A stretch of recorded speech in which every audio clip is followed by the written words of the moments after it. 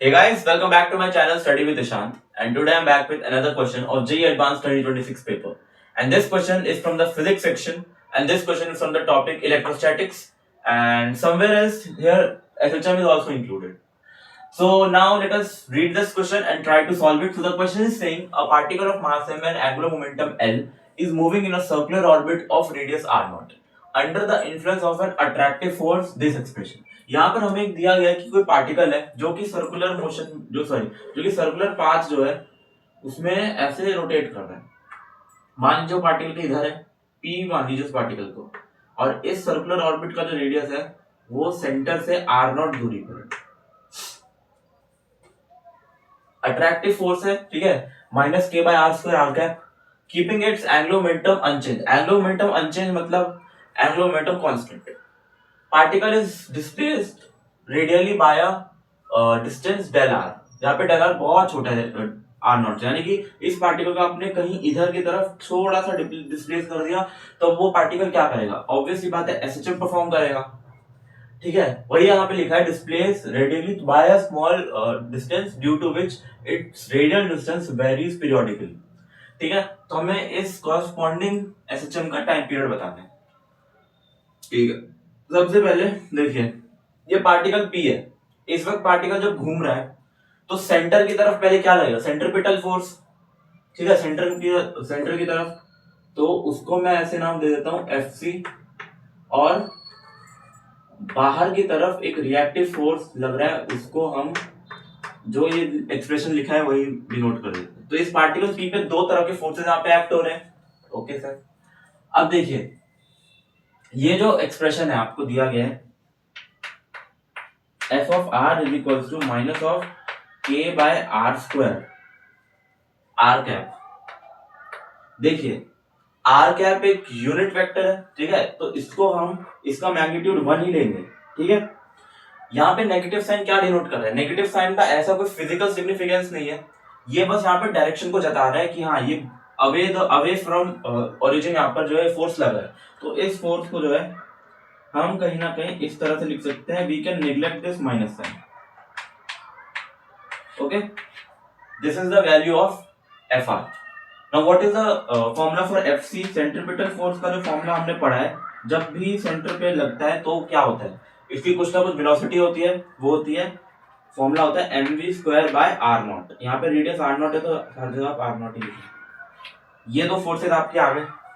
Okay sir, अब इस particle पे पहले तो हम दो तरह की फोर्सेस यहाँ पे फिर से लिखेंगे. एक तो नेट फोर्स की इक्वेशन लिखेंगे, दूसरा जब नेट फोर्स जीरो हो जाए तब लिखेंगे. नेट फोर्स जीरो कब होगा? जब ये सेंट्रीपिटल फोर्स और ये आउटवर्ड लगने वाला फोर्स बराबर होगा तब जो है नेट फोर्स जीरो होगा. तो यानी कि F net will be zero when fc will be equal to fr. तो यानी कि ये क्या होगा? mv square by r is equal to k by r naught का होल स्क्वायर. ठीक है, ये आपका आ गया. अब आप काम करिए, यहां से r नॉट को कैंसिल कर लीजिए, ये कितना बन जाएगा? mv square is equal to k by r naught, यानी कि k क्या बन जाएगा? mv स्क्वायर आर नॉट, यानी कि हम इसको किस तरह से लिख सकते हैं? k जो लिखा जाएगा mv R naught into v, and this is nothing but the angular momentum. Angular momentum क्या होता था? Mass velocity into radius. तो k को हम क्या लिख सकते हैं? Angular momentum into v. ये आपका एक्सप्रेशन पहला, इसको आप देख लीजिए. ठीक है, क्लियर? अब आप देखिए यहां पर अब आप क्या करेंगे? अब आप लिखेंगे नेट फोर्स की इक्वेशन. तो नेट फोर्स की इक्वेशन क्या होगी? जो नेट फोर्स होगा वो होगा k बाय आर स्क्वायर, यानी कि जो एफ आर बाहर वाला force, minus M B square by are naught. R naught लिखिएगा. ठीक है, ये नेट फोर्स की इक्वेशन हो गई. तो यहां से हमने इतना तामझाम कर लिया. अब सेकंड केस में हमें कह रहा है कि इसको आपने छोटे से डेला डिस्टेंस पे डिस्प्लेस किया. तो चलिए देखते हैं उसके लिए क्या क्या होगा. देखिए सेंटर से ये आर नॉट दूरी पर, इसको आपने थोड़ा सा यहाँ पे डिस्प्लेस कर दिया. मान लीजिए ये जो दूरी है ये आपकी डेल आर है, यहाँ पे पार्टिकल पी है, तो ये जो टोटल डिस्टेंस हो जाएगी R not plus del R हो जाएगी। फोर्सेस तो सेम ही होंगे सारे, यहाँ पे अंदर की तरफ एक सेंट्रीपिटल फोर्स लग रहा होगा और बाहर की तरफ एक रिएक्टिव फोर्स जो है वो लगेगा। अब क्या करेंगे आप, इस सेकंड केस के लिए कुछ नहीं करेंगे, बस आप आर नॉट को जो है R not plus del R के बराबर यहाँ पे लिख देंगे, ठीक है। तो जो नेट फोर्स हो जाएगा वो आपका हो जाएगा के by are not plus del are का whole square minus M V square upon R not plus del are. ये हो गया। अब देखिए एम वी स्क्वायर को आप क्या लिख सकते हैं, फ्रॉम दिस रिलेशन ए, इसको हमने ए नाम दिया है, एम वी स्क्वायर को k by are naught substitute करिए, एफ नेट जो है वो हो जाएगा के by are not plus del are का होल स्क्वायर माइनस के by are not plus del are. ये आपका फाइनल फोर्स सेट का इक्वेशन आता है, ठीक है। अब आप देखिए आगे इसको सॉल्व करते हैं और थोड़ा इसको सॉल्व करेंगे तो देखिए यहाँ पे,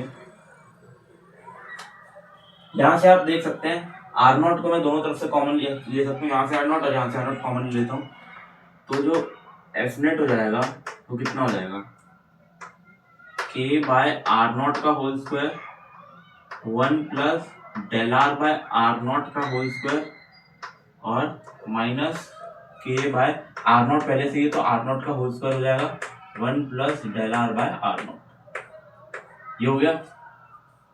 अब देखिए क्या करेंगे, इस वाले टर्म को न्यूमरेटर में ले जाइए, तो जो नेट फोर्स हो जाएगा वो हो जाएगा के बाय आर नॉट का whole square 1 plus del r by are naught की पावर -2 माइनस के बाय आर नॉट का whole square 1 plus del r by are naught की पावर -1। अब क्या करेंगे आपने मैथमेटिक्स में एक चैप्टर पढ़ा होगा बाइनोमियल एक्सपेंशन में, ठीक है, बाइनोमियल थ्योरम, जिसमें एक टॉपिक होता है बाइनोमियल एक्सपेंशन, यानी कि 1 प्लस एक्स की पावर n, ये 1 प्लस एन एक्स तब होता है जब x की वैल्यू 1 से बहुत ज्यादा छोटी है, ये कंडीशन होती है। यहाँ पे भी कुछ ऐसा ही है, डेल आर आर नॉट से बहुत छोटा है, तो ओवरऑल ये टर्म बहुत छोटी हो जाएगी, 1 से काफी छोटी होगी, तो हम जो है ये वाली कंडीशन यहाँ पे लिख सकते हैं, ठीक है। तो नेट फोर्स जो है आपका हो जाएगा के बाय आर नॉट का whole square 1 minus 2 times of del r by are naught और माइनस के बाय आर नॉट का whole square 1 minus del r by are not.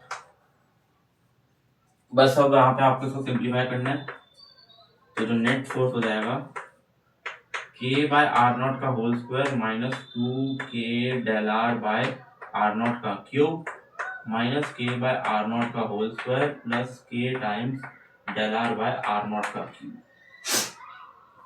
ठीक है। ये जो है टर्म कैंसिल हो जाएगी, तो जो नेट फोर्स आपकी आ जाएगी वो आ जाएगी minus of k times del r by are naught का क्यूब, ये आपकी नेट फोर्स की एक्सप्रेशन आ गई, ठीक है। अब इसको आगे देखिए, यहाँ पे चलिए इसको मिटा देते हैं।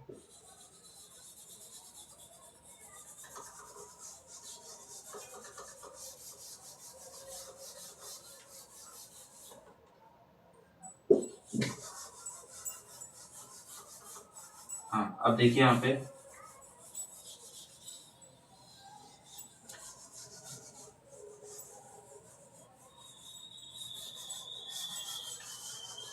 यहाँ पे आप इसको फर्दर सॉल्व करेंगे तो देखिए, अब आप यहाँ पे देखिए इस एक्सप्रेशन को, तो net force is equal to this expression. अब फोर्स क्या होता है, मास इनटू एक्सेलरेशन, ठीक है। तो एक्सेलरेशन जो है वो हो जाएगा minus of K bye M R naught का क्यूब इंटू डेल आर। अब आप इसको जो है स्टैंडर्ड एसएचएम की एक्सेलरेशन की इक्वेशन से आप कंपेयर करेंगे, तो वो होता है minus of omega square x. X क्या होता है, स्लाइटली जो डिस्टेंस हम डिस्प्लेस करते हैं पार्टिकल को, तो वो यहीं पर एक्स डिनोट हो रहा है, यहाँ पे इन्होंने क्वेश्चन में डेल आर डिनोट कर दिया, दोनों सेम ही है, छोटी सी दूरी जिसमें आपने पार्टिकल को जो है डिस्प्लेस किया, ठीक है, उसके एक्सिस के नॉर्म। तो यहाँ से कंपेयर करेंगे तो ओमेगा का जो वैल्यू आ जाएगा वो आ जाएगा root over k by m times r naught का क्यूब। ये ओमेगा आ गया तो ओमेगा आ गया तो टाइम पीरियड आ जाएगा जो कि होता है 2 पाई बाय ओमेगा। तो टाइम पीरियड जो है वो कितना हो जाएगा 2 pi root over m times r naught का क्यूब बाय k। ये आपका टाइम पीरियड का फाइनल एक्सप्रेशन आ गया। क्या ऐसा कोई ऑप्शन मैच कर रहा है? नहीं कर रहा है। अब क्या करेंगे, अब हम इसे फर्दर जो है सिंप्लीफाई करके कुछ इन तरह के ऑप्शंस को हमें इसे लाना है। तो देखिए यही से खेल शुरू होता है। यहाँ पर देखिए 2 पाई, इसको आप इस तरह से लिख सकते हैं m by k into r naught का क्यूब। आर नॉट कहाँ से लाएंगे आप? वही जो एक्सप्रेशन थी वो तो मैंने अभी मिटा दी। एक बार फिर से उस एक्सप्रेशन को देख लेते हैं। देखिए क्या था, M V square by are naught वो बराबर था k बाय आर स्क्वायर के, आर नॉट के स्क्वायर। ठीक है, तो यानी कि ये आर नॉट कट जाता तो k जो आ रहा था M V square r naught और आर नॉट जो आ रहा था वो आ रहा था k by M V square. Clear? आप यहाँ पर आर नॉट को जो है इस एक्सप्रेशन में सब्स्टिट्यूट करेंगे। पहले आप इतना काम करते हैं, ठीक है? तो चलिए आर नॉट को जो है इसमें सब्स्टिट्यूट करते हैं, k by M V square, k by M V square.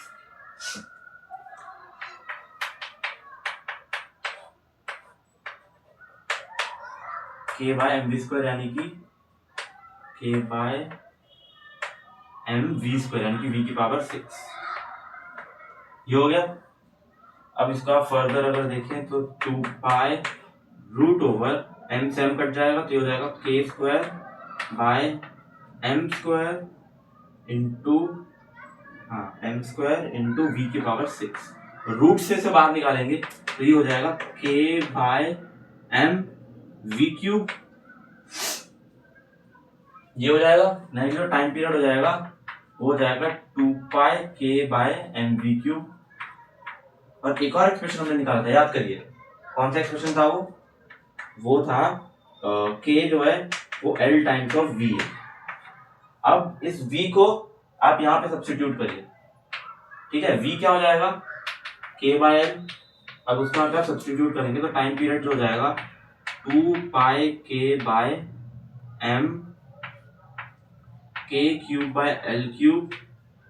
ठीक है, ये ऊपर जाएगा तो ये हो जाएगा 2 पाई l cube upon k cut जाएगा तो m k स्क्वायर। ये आपका फाइनल टाइम पीरियड का एक्सप्रेशन यहाँ पर आ जाएगा, जो कि कौन सा ऑप्शन दिख रहा है? Option number A. जिसका करेक्ट आंसर हो जाएगा ऑप्शन नंबर ए। तो देखिए ये क्वेश्चन जो है काफी अच्छा क्वेश्चन था। मैं ये नहीं बोलूंगा कि ये क्वेश्चन आसान था, लेकिन हाई क्वेश्चन एक अच्छे लेवल का था। टाइम पीरियड जो है यहाँ पर भी उसके बाद भी आंसर नहीं आ रहा था। मेन दिमाग आपको यहीं पर लगाना था और उन एक्सप्रेशन से दो एक्सप्रेशन की वैल्यू कैलकुलेट करनी थी। ठीक है, तो ये था आज का वीडियो। आई होप आपको पसंद आया होगा और आपको समझ में आया होगा ये कॉन्सेप्ट। तो अगर आपको वीडियो पसंद आए तो don't forget to give it a big thumbs up and subscribe to my channel study with Nishant and I will see you guys in the next one. Good luck.